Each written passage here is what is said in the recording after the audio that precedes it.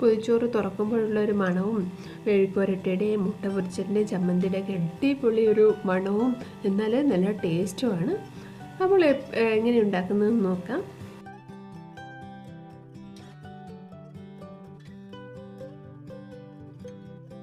Videos ആദ്യമായിട്ട് കാണുന്നവരാണെങ്കിൽ subscribe ചെയ്യണം. ആദ്യമായിട്ട് നമുക്ക് ചമ്മന്തി ഉണ്ടാക്കാം. ചമ്മന്തിക്കായിട്ട് ചെറിയൊരു പീസ് ഇഞ്ചിയാണ് എടുത്തിരിക്കുന്നത്, കുറച്ച് ചെറിയ ഉള്ളി, ചെറിയൊരു പീസ് പുളി, 4-5 വറ്റൽമുളക്. മിക്സിയുടെ ജാറിലേക്ക് 1 കപ്പ് തേങ്ങ ഇട്ട് കൊടുക്കാം. ഞാൻ തേങ്ങ ചെറിയ പീസസായിട്ട് കട്ട് ചെയ്താണ് ഇട്ടിരിക്കുന്നത്.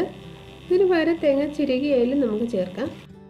ഇതിലേക്ക് ഉള്ളിയും നമ്മളെടുത്തിരിക്കുന്ന പുളി, വറ്റൽമുളക്, 1/4 സ്പൂൺ ഉപ്പ്, 1 തണ്ട് കറിവേപ്പില കൂടെ ചേർത്തിട്ട് വെള്ളം ഒഴിക്കാതെ നന്നായിട്ടൊന്ന് കറക്കിയെടുക്കാം.